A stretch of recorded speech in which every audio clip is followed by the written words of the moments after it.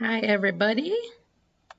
We are going to talk today first about USA Test Prep. I know a lot of us are worried about USA Test Prep and want to make sure that we're as prepared for that as possible. I asked one of the students who had done really well on USA Test Prep, who had started with a lower score but had really improved and finally made hundreds on the USA Test Preps, what that student had done. Because, of course, I don't experience USA Test Prep like students. I don't even see what you see. I see a teacher window, which is very different. So, oops, excuse me, this picture should say, how would you do a question like that? Not ow, my bad. But I want to share with you what this person said about USA Test Prep. They said that, let me see if where'd you go? USA Test Prep. Go up. We should be in the top. There we go. All right, let's get rid of this one. Okay, they said, hi, Miss Wise, the thing that helped me with the USA Test Preps was to not just do them over and over again, and I know that's some of what we're doing, without trying to see where I went wrong.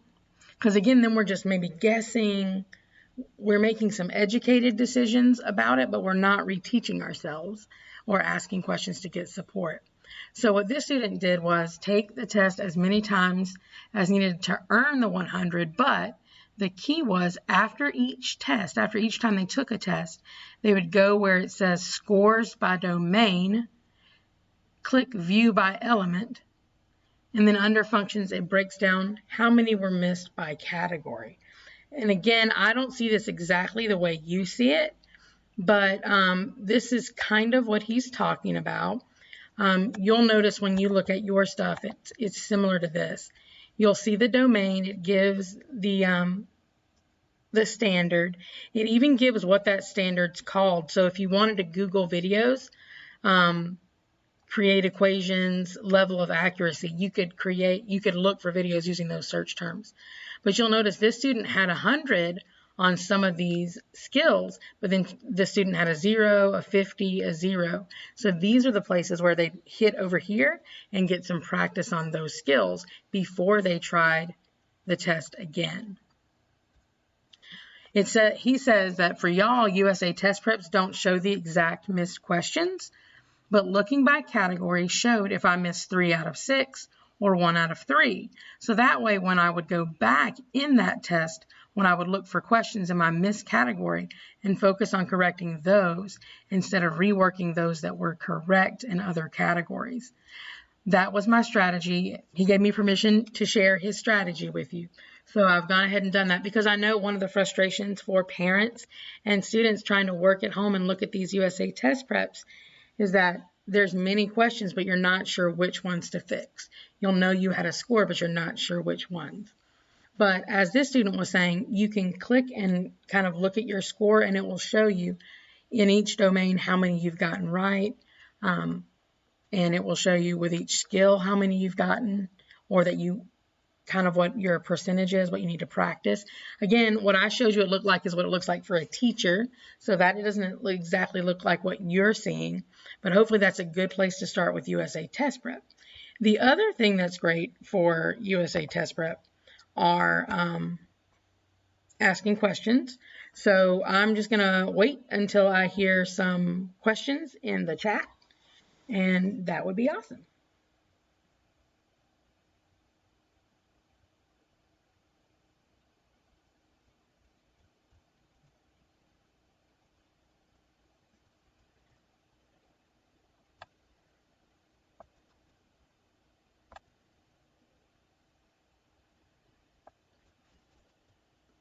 That owl is bothering me. I must fix this. It's really bothering me. Okay.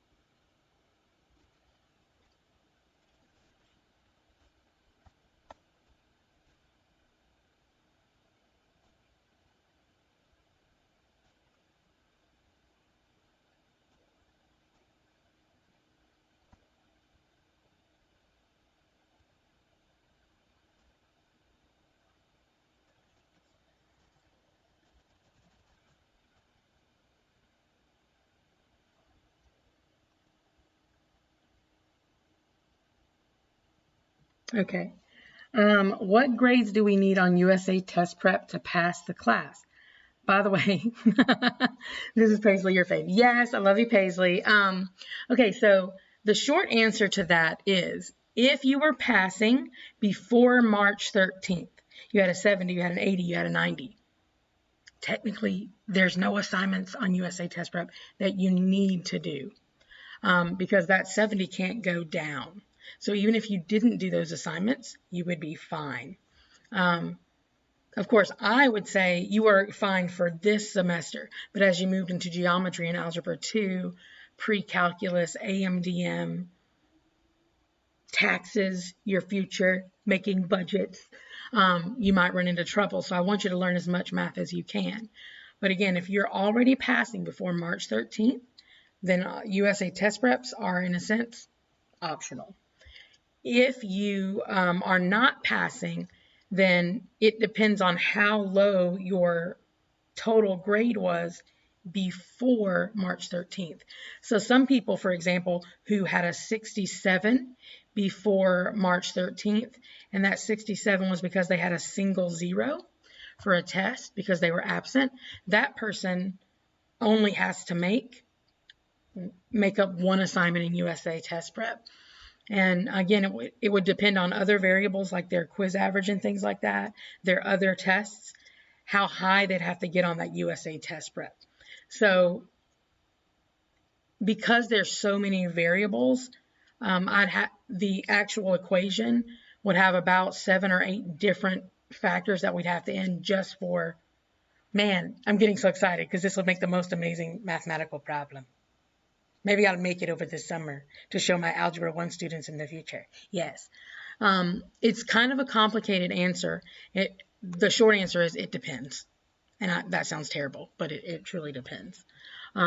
So I think if you're still unsure, talk to me if I'm your teacher or any of your other algebra teachers and have them specifically look.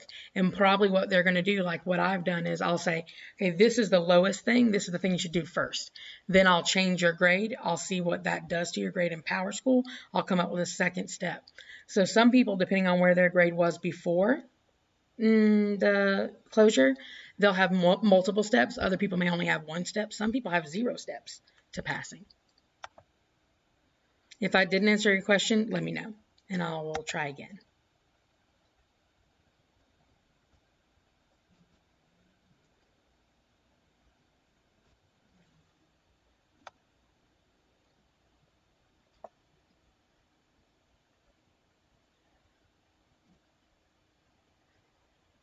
Okay, in part because I feel strange just standing here. For your viewing pleasure, I will play Roblox because I'm not really sure what else to do without questions, y'all. I gotta have questions to teach. And it's kind of strange to say that. I think when I'm in the classroom, I don't have to have as many questions because I can kind of read people's faces and things like that. And also we're focusing on one thing at a time, so I can give you a quick, okay, yay, another question. Okay, that makes sense. Okay, yay, cool. So it's like in class, I'm focusing on one skill, right? And I maybe give you a ticket out the door, or I have you do one question at a time. And then I say, oh, okay, this many people could do it. You know, or if you did it, raise your hand. Or I just walk across the classroom and see people's papers. And if papers are blank, that tells me this many people in the school, or in the classroom rather, didn't understand the material. But when we're at home and we're doing USA Test Prep, where we're essentially reviewing an entire semester, and some students need to do 3A, and some students need to do 3B or 2A, it's kind of hard to know what to teach, when to teach, and how to teach it. So that's why I really need questions. And again, you can always refer to the questions above me. These aren't the only questions you could ask, but you could say, like looking at your USA Test Prep exam, on ones you've gotten troubled with or were confused by, you could say, how would you do a question like this? Or you could say, what would this be in real life? Another one, especially since USA Test Prep has sort of complicated wording in their questions. It's not a simple math on a problem and you do it. You could say, what is this question even asking me? Could you explain this question in a different way? Or I really don't have a...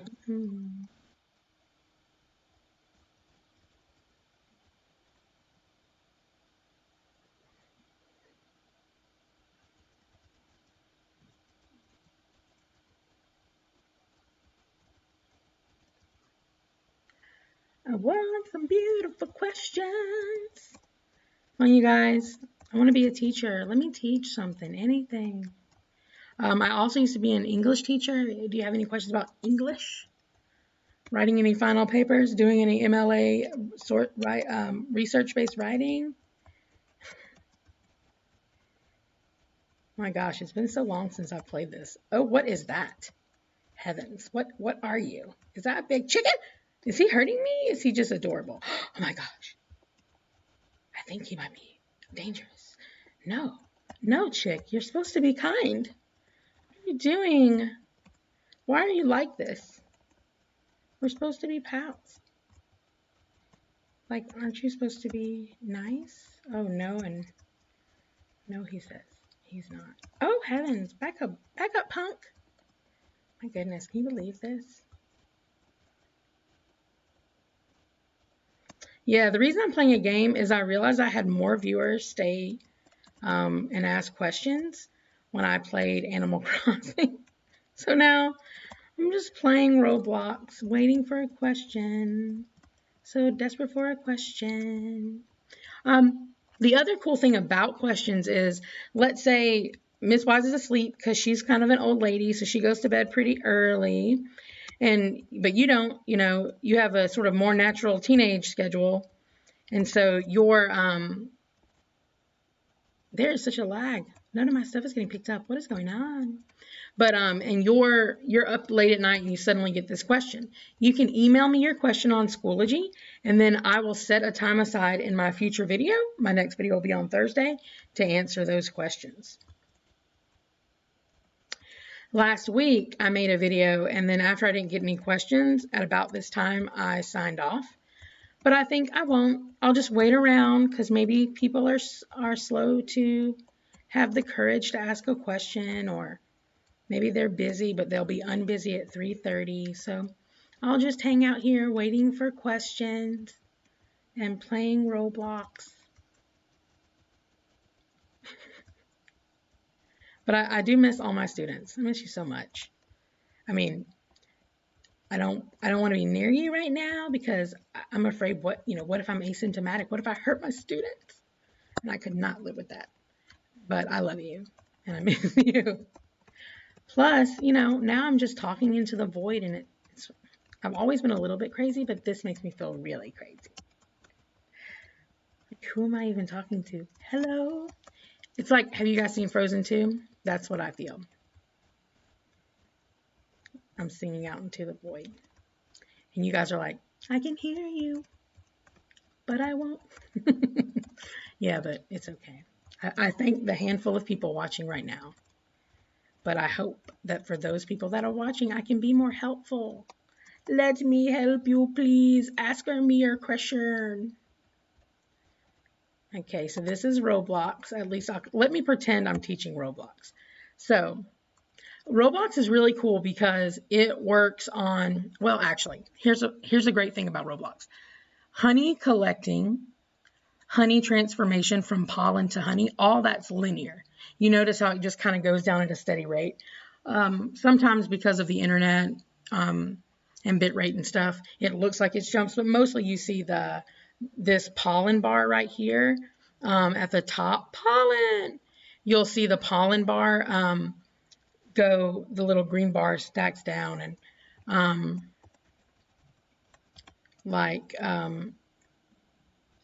if I were to just stand here and my bees weren't to do anything, you would see this kind of go up at the same rate. But then my bees come, and then I get these like little explosions. But even those explosions are a linear, constant value. Most of them are. If they say percent, though, they're not linear. They are. I hear your heart saying exponential. At least that's what I want to hear. Yeah, if it says percent, like let's take a look at some of these B's.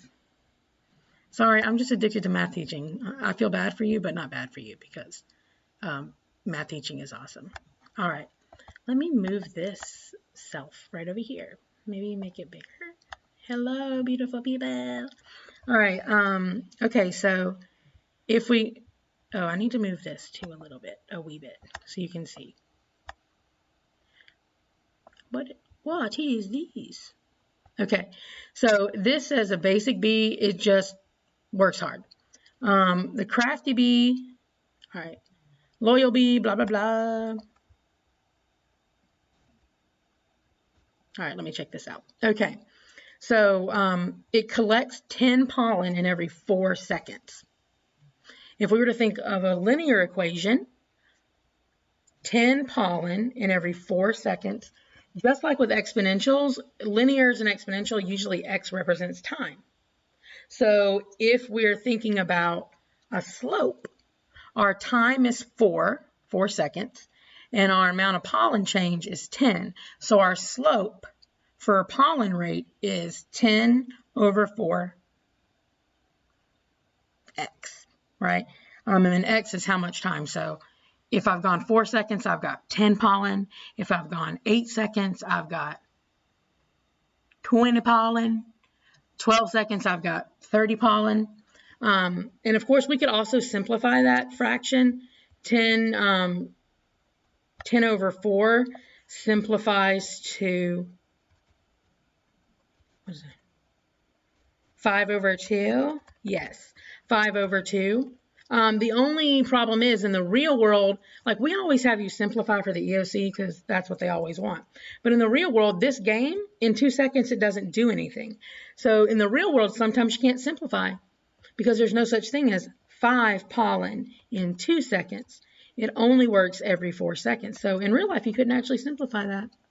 So next time your teacher says, should we simplify this? You should say, well, are we talking about Roblox here? Because no. All right. The other one it says is that it makes 80 honey in 2 seconds.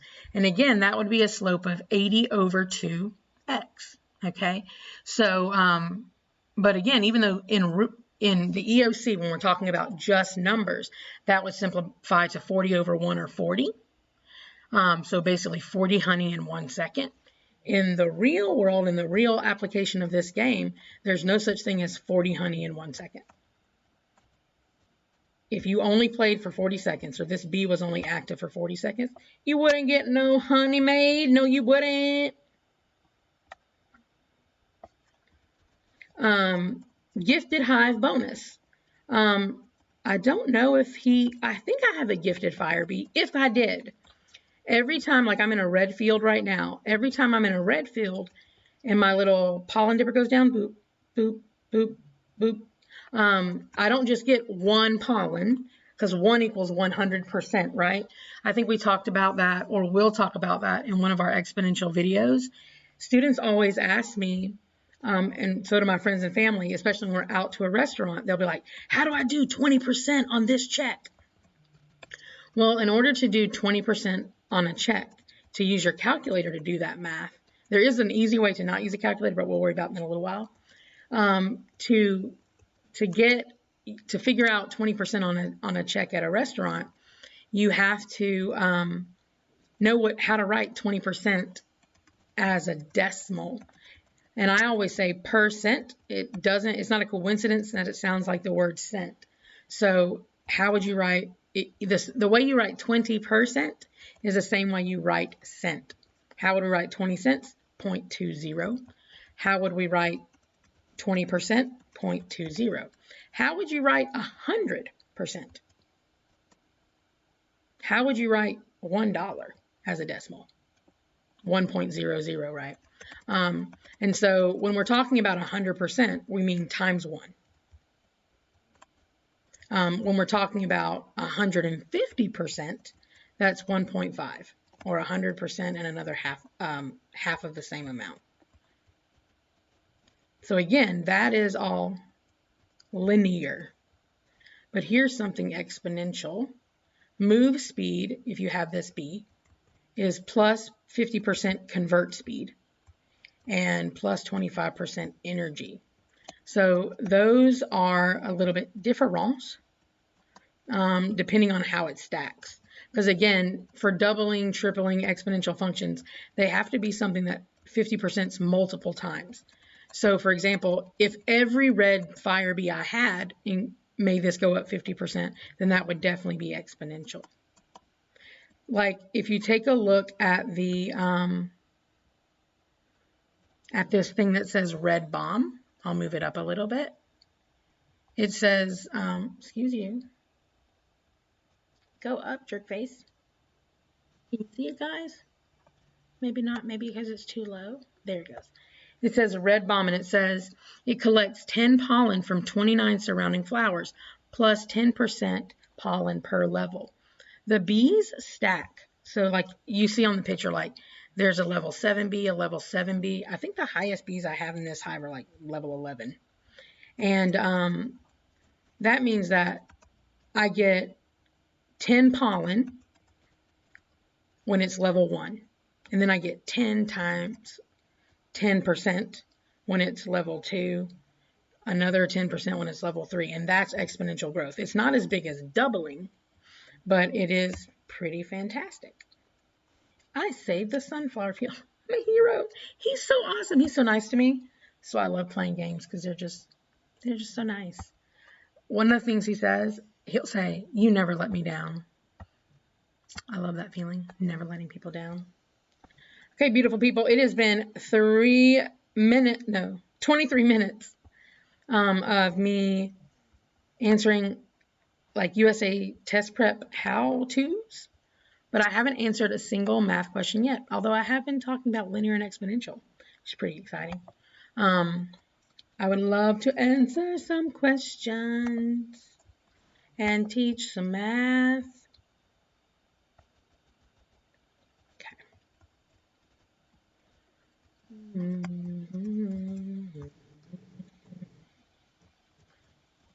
They're waiting on some questions.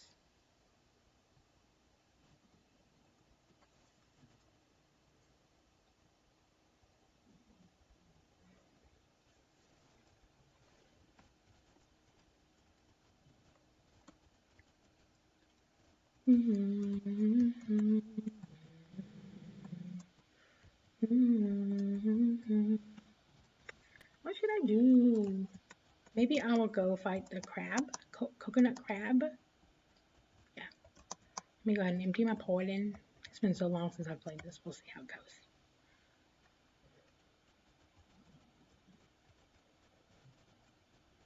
Ask me a question. Again, there are that way. Wait, yeah, there we go. There are a list of questions right there if you're not sure how to ask one or what to ask.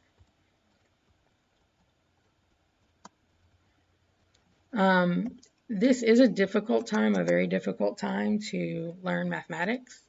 It's a difficult time just to kind of go day by day, to have a job, to commute, to grocery shop. A lot of our life has gotten a lot more challenging. But as you've noticed with your parents and their work and their responsibilities, life hasn't simply stopped, right? So education hasn't stopped, right? Even though classes have gone online, it doesn't mean your learning has stopped. And if you are still in danger of failing, oh, sorry, I got distracted thinking about my poor students failing. Okay, I need to get vengeance on this crab. That was shameful. And now it's a matter of public record. It's okay, though. Yeah, long story short, it is, despite what you may tell yourselves, very, very possible to fail at this time. Your teachers are going to do everything they can to end all obstacles that get in the way of your learning. For example, the obstacle that a lot of my students talked about was it was hard to learn math without someone to ask questions to, without being able to like look at their teacher, solve it, and go step by step. And then when they got confused, ask more questions. So, what am I doing? Heavens. I forgot. So this is one of the math skills that I like best. In math, your job is always to look for patterns. And if you can find patterns, you can be good at mathematics. For example, one pattern that a lot of my students don't notice unless I tell them is that the linear function 2x is just the two times tables that you have learned your whole life. 2, 4, 6, 8, 10, 12, 14, 16, 18, 20, 22, 24, and so on until infinity. Even if like our number is 1,000,000, if x is 1,000,000, I have 1,000,000 times 2, 2,000,000. And then if I have the number 1.5, then yes, I don't know if we can have a team, but that would be cool. 1.5 times 2, that's a little bit more difficult because it's not part of the times table, but it's really just 2 times 1.5 or 2.5 or whatever other decimal they give us. Because linear functions are addition or subtraction, they're just repeated addition or subtraction. And x is simply the number of times you repeatedly add that number. So if your value for x is 3, then you're going to add 2, you're going to add 3 2s, stuff like that. And the pattern for this crab is he's stationary, jumping up and down, and then he rolls, punches, punches, punches, claws, claws, claws, rolls, claws, claws, claws, right? This is pretty obvious. We can see it. And I think sometimes in math, when we're not worried about making an A, we're not scared of math, we're thinking, math is boring and useless, and you just sit back and look for patterns, you'll see some cool stuff. When are you gonna, oh, you know what? I should use that. Let's use that. That's a good idea. I haven't been using any of my tokens. It has been so long since I've played this game, I forgot. Right? Because I have kind of some offensive bees like that. If I get the offensive bee tokens. All right, still no, oh heavens, I looked over at questions and missed what I needed. Yeah, still no questions at 3:29. It's okay. I will just continue to play this game that I haven't played for months and months and months.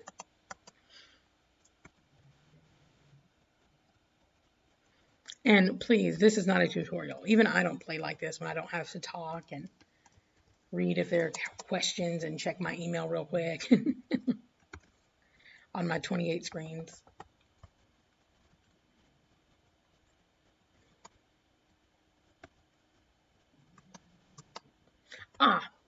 Let's talk about something that is exponential in this game. The purchase of newbies. So right now, right now, blah, blah, blah. Okay, golden rake, we don't care about you. Trash, it's okay, we don't care, we don't care. Those are pretty awesome, but we don't care right now. What we care is the price of a new bee. So in order to add a new bee, you have to have space in your hive. Right now, this is a very large number. Okay, so we have 496. 1, 2, 7 are the thousands. In that case, it's 127,000. The next 3 are millions, at least in American vocabulary. 775 million. And then the next ones are sets of billions, so 111 billion. It has doubled each time I wanted to add a slot. Or at least nearly doubled each time. I think there were like maybe a handful of times that it didn't exactly double.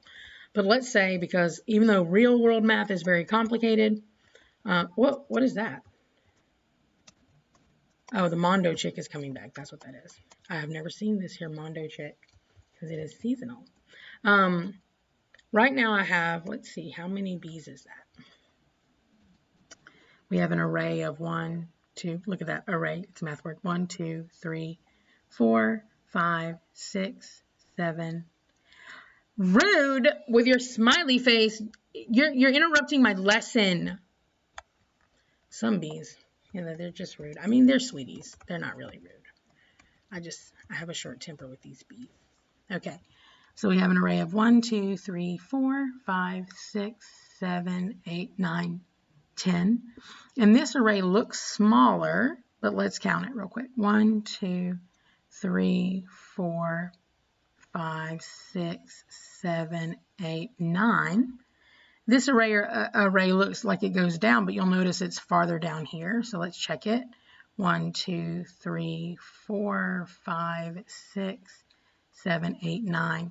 So essentially we have a stack of 9 or an array of 9, another array of 9, another array of 9, another array of 9. And we know that 9 times 4 is 36. And then we could add 10, and we know Miss Wise has 46 bees. So if you were interested in solving an exponential situation, and let me know if you are, because then I can add the answer to the next video I make about, apparently, Roblox. If our function is 2 exponent x,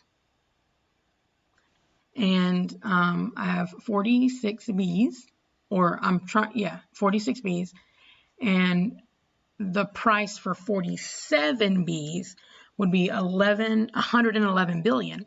I wonder how much my first bee was, my 5th bee, my 7th bee. It's an interesting question to think about, especially when we're talking about billions. I often think people don't really understand the difference between millions and billions.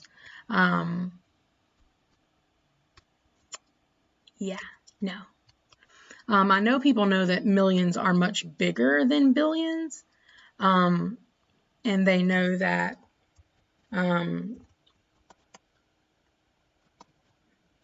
but how can I, let's see. All right, let's put it this way. Who would you rather be? The person who has $111 or the person who has $100,011? No, excuse me. $100,101. Let's just move that decimal point. Like, I think most of us would say, "Oh my gosh, you're pretty rich if you have $100,000 in the bank." Think about that, $100,000. $111 is almost nothing in the bank, right? That's maybe 3 meals out for your family. And that's the difference, the sheer volume of difference between $1 million and $1 billion. Consider a world in which $1 million is broke. Broke. And then $100,000 is rich. So $1 million is broke, $1 billion is rich. The other cool thing we can think about, I've done this game before. I've offered students the chance to stay in a room. I'm like, stay in my classroom. You can't leave. We'll put a bucket on the side, if you got to take care of some business. And we'll bring you food and water, but you can't leave. But we're going to let you count money. And as much as you can count without leaving, you get to take home with you. Would you do it? And as you can imagine, lots of people say yes, right? And I say, and you can't count more than a bill, like maybe some people are going to practice and speed count, but let's just assume it's going to take you 1 second to count one bill. 1, move it to the side. 2, move it to the side. So that's 1 second per dollar. So that would be 1 million seconds. Should I get out some writing utensils? I'm not sure. That would be 1 million seconds. There are 60 seconds in a minute. So that means in a minute, you would count about 16, no, wait, hold on. I do need something. I'm going to think about this. So it would take you, if you're trying to count $1 million, and you were counting 60 seconds a minute, it would take you 16,000 666 minutes. It's kind of a spooky number, right? And 16,666 minutes to count all that whole $1 million. How many is 16,000 minutes, Miss Wise? That's great to ask. Well, there are 60 minutes in an hour. So it would take you 277 hours to count that. Again, you can't leave this room. You have to go in the bathroom in there. You have to eat all whatever we bring you. I mean, we wouldn't bring you garbage. We'd bring you decent food. But not expensive, right? Because we're about to give $1 million. We'll probably make you some sandwiches. Give you some chips. 277 hours. How many days is that, Miss Wise? Well, let's assume you have to, let's not assume you have to sleep. Maybe we'll make that part of the rule. If you fall asleep, you have whatever amount of money you had before you fell asleep. Okay? So 277 hours. There are 24 days in an hour, so divide that by 24. Enter. It would take you 11 and a half days to count $1 million. Not too terrible, right? Not too terrible. 11 days. You probably couldn't stay up that long, but let's say you could stay up for 3 days. Or let's just say, for ease of question, you could stay up for half the days. You'd still have $500,000. Not too shabby. But I wonder what that would be if we were talking about $1 billion. Let's add 3 more zeros on that. Divide that by 60. And instead of 16,000 seconds to count $1 million, we now have one. Oh, heavens. I got to. Oh. Y'all, it just went from 16,000 seconds to 16 million seconds. Yeah. And I've taught this lesson a lot, but every time I do it, I'm still shocked by the numbers. Okay, so that means it's going to take 16 million seconds. How many minutes is that? Well, let's divide it into minutes. So there's 60 seconds in a minute. So from our 16 million seconds, we now have, and again, we're seeing the same numbers. We've just moved the decimal place 3 times. We now have 277 minutes.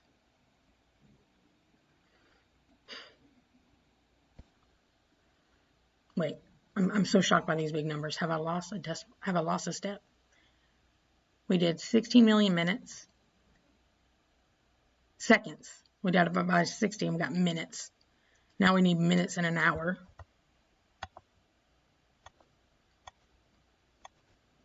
Fix the T. Divided by 24 to get hours in a day. Heavens to Betsy.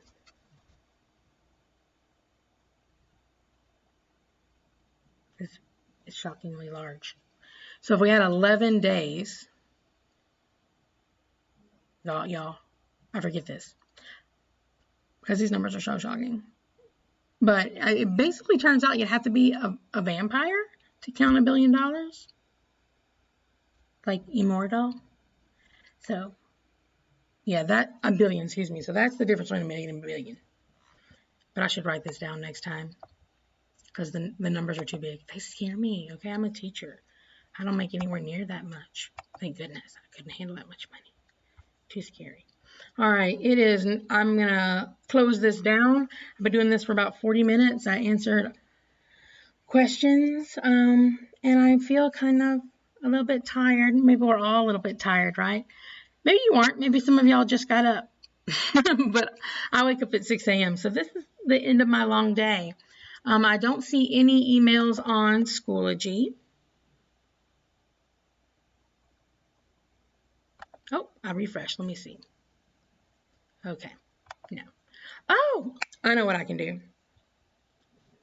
So, and I think I'm going to try to figure out how to make a video for Thursday if there's still questions about how to log into USA Test Prep. I've sent step-by-step instructions multiple times. So we got to get there at some point. So I will share that with you guys later, but those are the only questions I have right now. I have still no actual math questions that would suggest you need teaching. Let me check my email account.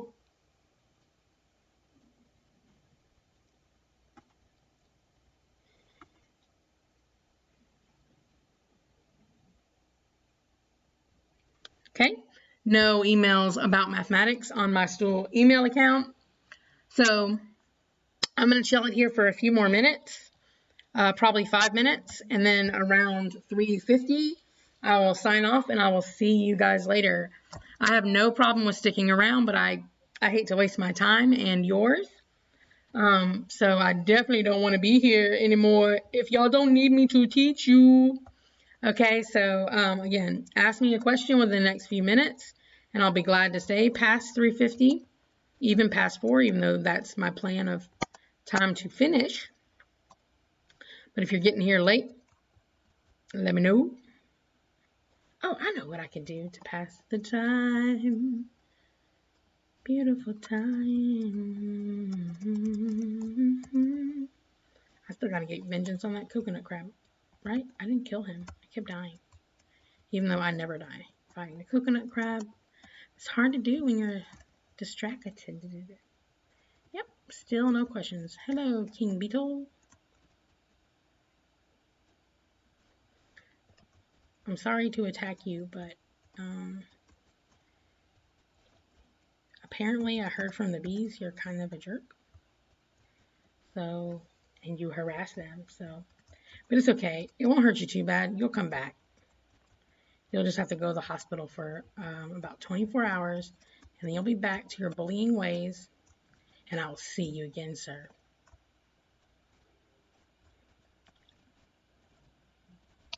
Woo! It's so hard to play in this little screen while waiting for math questions.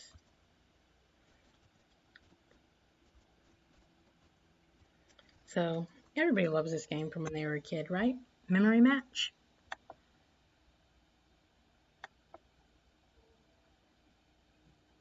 TJ. Oh, I don't remember if that was one ticket. Oh, heavens. Okay, I'm not really on a roll here. I forgot you have to look for numbers also and not just pictures. It's not looking good. Okay, where was that? TJ, and then it was ticket here. Okay. Blueberries, blueberries.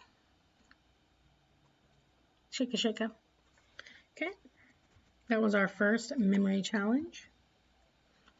6 minutes left until I sign off, beautiful people. Have I fought the werewolf today? No, I need to go do that.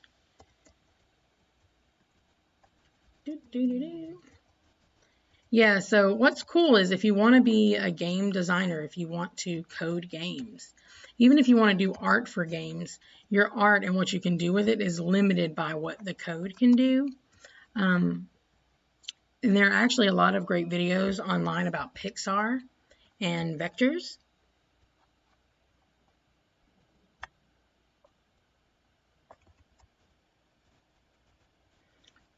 So yeah, math kind of dominates animation of any kind. You have to know about frame rates and stuff like that. My sister, she's a digital artist, so I hear in her conversation her refer to a lot of math. It's probably math that I could learn, but it's definitely not a skill I could learn. I'm not, man, you should see my stick figures. They are pricelessly amazing. That's about the limit of my skill. Yeah. But if you want to do game design, animation, you got to be good at math. And a lot of artists work on commission. So they study social media algorithms to gain followings, which again, algorithms are mathematics. They set their own pricing point. They do their own taxes. They decide what their merchandise price should be. And that too is some very complicated mathematics because you've got to think about how much time it's going to take, so what should be your hourly rate, how much the materials are going to cost, and how that should affect your rate. Also, how often someone can use what you've made for them. Are they buying it forever? Are they buying it for limited use? Are they buying it for promotion? All those things will affect the prices you charge someone. And more importantly, you have to be able to write the math analysis for that so that you can explain to your customer why you want them to pay a certain price for your commission.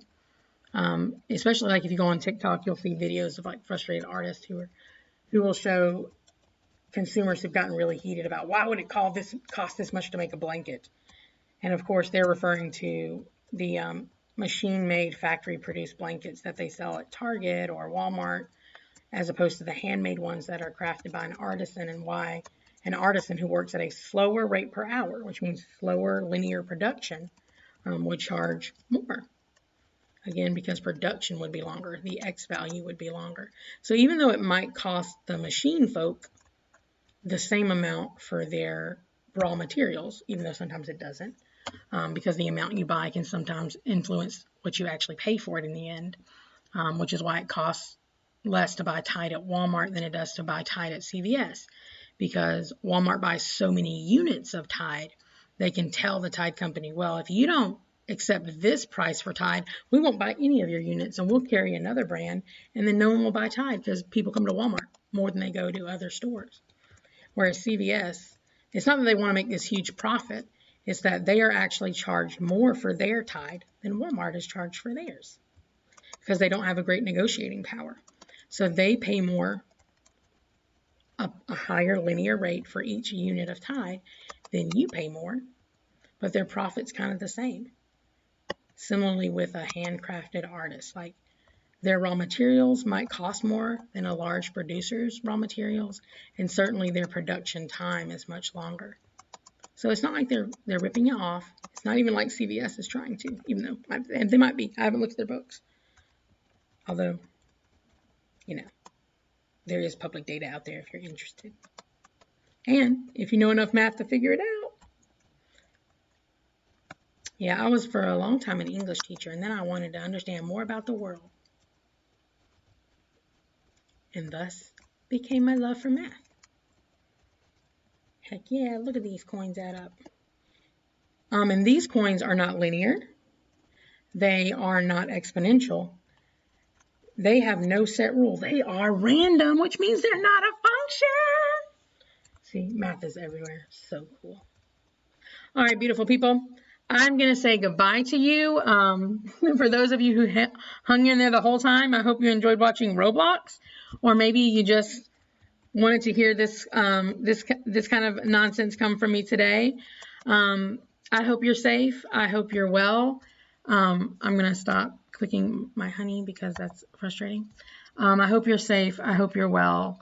I hope that next year you've gotten everything from this year that you need to be a success. We're almost done. Most of you will, as soon as you're passing or you're having a grade you want in your classes, you can finish the work. I know some of you are reaching for A's because you have B's. Some of you are reaching for B's because you have C's. Some of you are reaching to pass. And I know that we can make that happen if we work together. As always, it was great being a teacher for a few minutes. Yeah, stay safe. Have a good night. Bye-bye.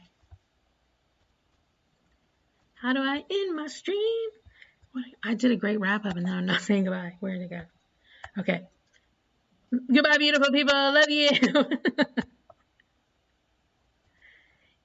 Yes, in that.